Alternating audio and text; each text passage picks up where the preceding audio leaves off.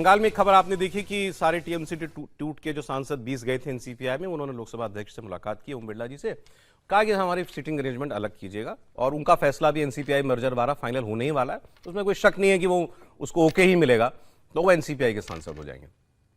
एक तस्वीर आपको दिखाता हूं, ममता बनर्जी के भतीजे और तृणमूल सांसद अभिषेक बैनर्जी, और जिनकी वजह से ज्यादातर सांसद कह रहे हैं कि हम अलग हुए पार्टी से, वो व्यक्ति जब अदालत लाया गया एक मामले में तो कैसे लाया गया, जरा तस्वीरें आप देखिए।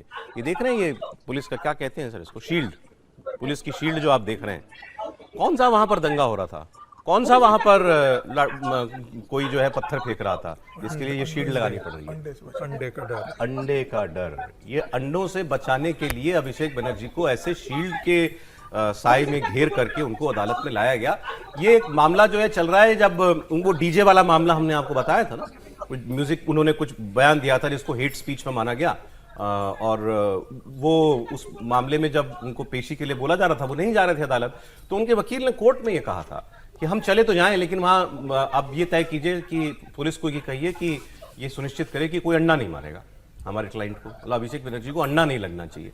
तो उन्होंने कहा, पुलिस ने कहा ठीक है हम सब पर बंदोबस्त कर देंगे। तो फिर इस तरीके से अभिषेक बनर्जी को बंगाल में जो है वो अदालत के अंदर पहुंचाया गया। त्रिपाठी जी देख लिया, क्योंकि आप ही को प्रॉब्लम नहीं होती ना अंडे से।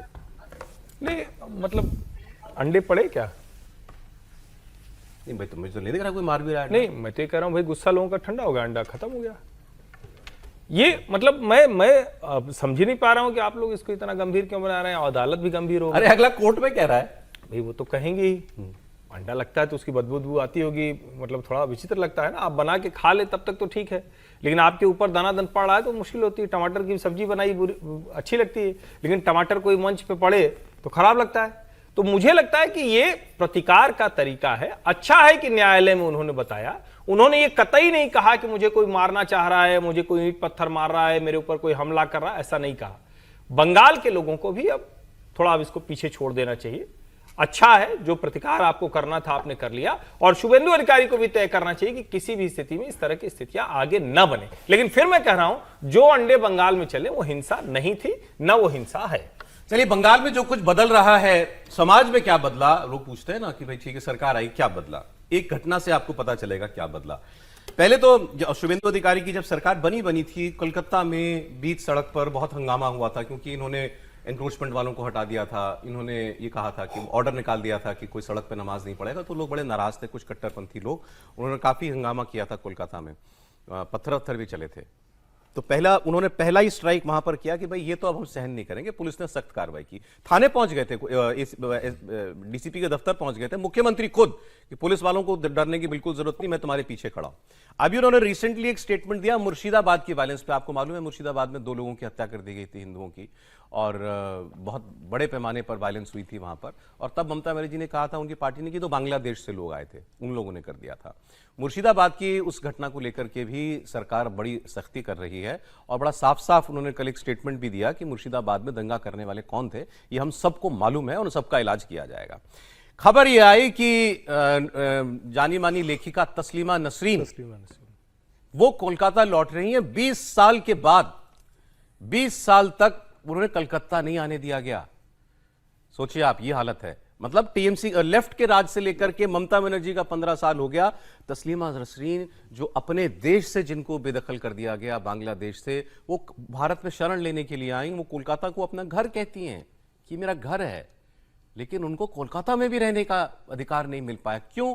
यही कट्टरपंथी लोगों की वजह से। जान का खतरा, फतवा है इनके खिलाफ, इनको जान का खतरा है। जैसे सलमान रुश्दी के साथ हुआ था, वो सलमान रुश्दी छुपे छुपे फिरे और जब ओपन में आए एक दिन तो अचानक हमला हो गया उनके ऊपर, आंख चली गई उनकी। तस्लीमा नसरीन को डेथ थ्रेट मिलते हैं, लेकिन बांग्लादेश में मिले तो हम समझ सकते हैं, भारत में, चलिए भारत में भी 4 लोग कहते हैं कि नहीं तस्लीमा नसरीन हमको स्वीकार है। तो आप उस महिला को, जिसको आपने शरण दी है, उसको आप उसके शहर में रहने का अधिकार उसको नहीं देंगे जिस शहर में वो रहना चाहती है। मुझे याद है ये हैदराबाद गई थी एक बार, तो एआईएमआईएम वाले पीछे पड़ गए थे इनके। वो महिला 20 साल के बाद जो है वो वापस लौट रही है, ये लेखिका कोलकाता में। और जो वहां की मंत्री हैं अग्निमित्रा पॉल, उन्होंने बड़े खुले हृदय से इनका स्वागत किया कि हम स्वागत करते हैं, बड़ी अच्छी बात है कि तस्लीमा नसरीन कोलकाता आ रही हैं। तस्लीमा नसरीन जैसे इतना टैलेंटेड एक लेखिका, जिनको प्रोटेक्शन नहीं दे पाए लेफ्ट गवर्नमेंट, जो राजनीति की है मुसलमान को लेकर, लेकिन प्रोटेक्शन नहीं दे पाए, नहीं दिए, दे पाए नहीं बोलेंगे, नहीं दिए। और ममता बनर्जी का टीएमसी का रेजिम तो छोड़ ही दीजिए।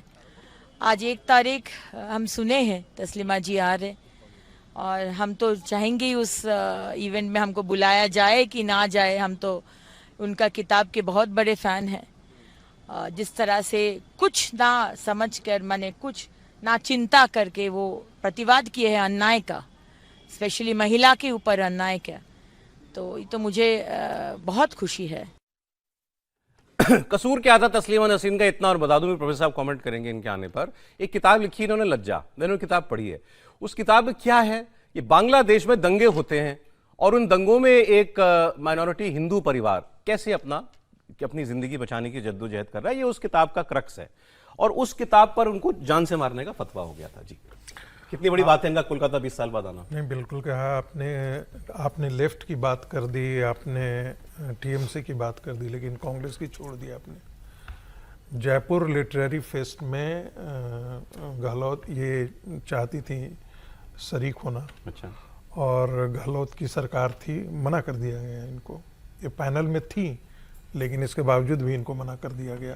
अच्छा, तो ऐसा नहीं है, ये तीनों सरकारें जिन्हें जिन्हें भी लगता था कि तस्लीमा नसरीन ने इस्लाम के खिलाफ बोला है, मुसलमानों के खिलाफ बांग्लादेश में बोला है, तो उनका भुगतान यहाँ पर उनको करना पड़ा है। आज भी वो यहाँ पर आज़ादी के साथ नहीं घूम सकती थी, लेकिन जब यदि पश्चिम बंगाल की सरकार ने उनको आने दिया है और कलकत्ता में जाकर के वो रहना चाहती हैं, उनकी बड़ी ख्वाहिश थी कलकत्ता में रहने की। कलकत्ता में इसलिए क्योंकि वो माना जाता है कि बड़ा एक इंटेलेक्चुअल शहर है। हाँ, उन्होंने लिखा भी है इस संदर्भ में कि हमको लगता था कि कम से कम ये मेरा दूसरा घर है और यहाँ पर तो कम से कम हमें उतनी सुरक्षा मिलेगी, लेकिन ऐसा संभव नहीं हो पाया। और इसका इससे ये भी पता लगता है कि देश का हमारा सेकुलरिज्म कितना छिछला था।